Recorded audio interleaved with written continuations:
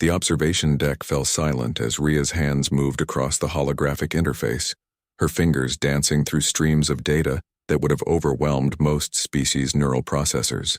The experimental quantum fold engine hummed in the testing chamber below, its crystalline core pulsing with barely contained power that could tear a hole through the fabric of space itself or collapse into a singularity that would consume the entire station. Collective had deemed it impossible.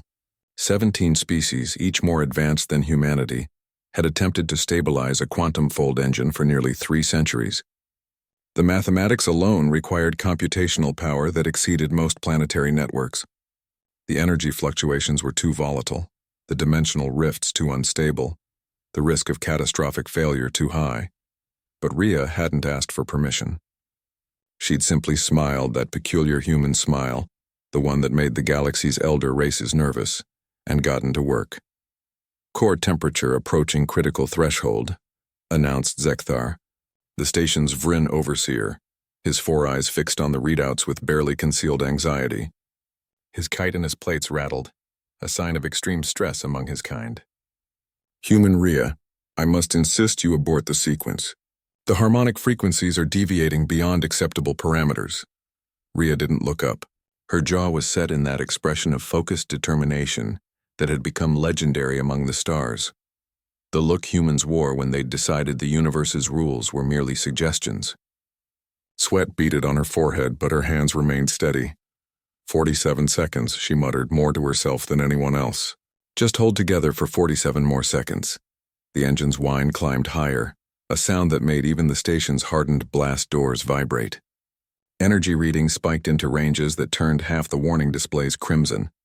3 separate safety protocols screamed for immediate shutdown. Ria overrode them all. The assembled scientists, a delegation from 5 different star nations who'd come to witness what they assumed would be humanity's humiliating failure, backed away from the observation windows. The Kelthans, whose civilization had mastered faster than light travel when Earth was still cooling from its formation, actually retreated to the blast shelter. But in the corner, unnoticed by everyone except Ria, a small group watched with different eyes. The cubs, 4 juvenile Skari, each no larger than a human child, pressed their faces against the lower observation port. Their species had nearly gone extinct when their star went supernova 3 generations ago. The refugees had found sanctuary on human colonies, and these particular cubs had imprinted on Ria during her time on their settlement world. Kor, the smallest and boldest, watched with his yellow eyes wide, his tail twitching with barely contained excitement.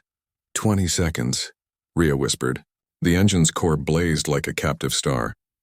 The dimensional fold began to stabilize, impossibly against every calculation the collective supercomputers had run.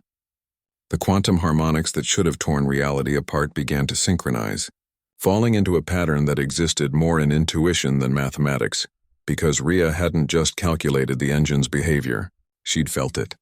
She'd spent 6 months in that chamber, listening to every fluctuation, sensing every tremor until she knew the engine the way a musician knows their instrument. It was an approach that made the collective scientists uncomfortable, too imprecise, too dependent on biological intuition, too human. 10 seconds. 9. 8.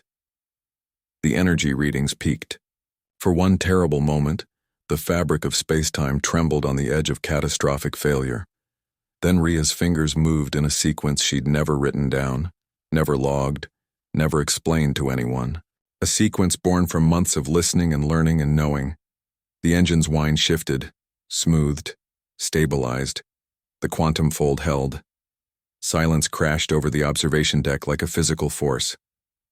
Every display showed green. Every reading fell within nominal parameters.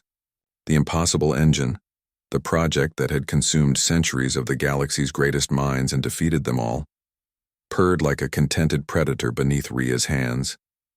She'd done it. A human, a species barely 2 centuries into space travel, still considered children by galactic standards, had solved a problem that had stumped civilizations 1,000,000 years old. Ria let out a breath she hadn't realized she'd been holding. Her legs trembled with released adrenaline. She braced herself against the console, her head bowed, sweat dripping onto the holographic displays. That's when she felt the small weight land on her left shoulder. Kor had scaled the observation platform with the fearless agility of his kind. The cub's warm body pressed against her neck and a deep, thrumming purr vibrated through his small frame, the scary expression of profound pride and affection. "You did it," Kor's translator Chip whispered in her ear. "We knew you would." Before she could respond, 3 more waits joined them. The other cubs had followed, climbing up her back and shoulders with absolute trust. They draped themselves across her like living scarves, their purrs creating a symphony of pride that was heard across the observation deck. The sight was remarkable enough that even the retreating Kelthans paused. A human engineer, covered in alien cubs, standing before the engine that would revolutionize galactic travel. It was an image that would later appear on information feeds across 1,000 worlds. Zekthar approached slowly, his plates no longer rattling. His species didn't smile, but something in his posture suggested profound respect. I don't understand," he admitted, looking at the stable readings. The calculation suggested a 0.03% chance of success. "How did you know it would work?" Rhea finally looked up, a tired smile crossing her face. Kor nuzzled her cheek, still purring. "Because," she said simply, "I didn't just calculate the possibilities. I listened to what the engine needed. Sometimes the universe doesn't speak in mathematics alone. Sometimes you need to trust what you can't quantify." It was the most human answer imaginable, infuriating in its imprecision. Impossible to replicate, absolutely effective.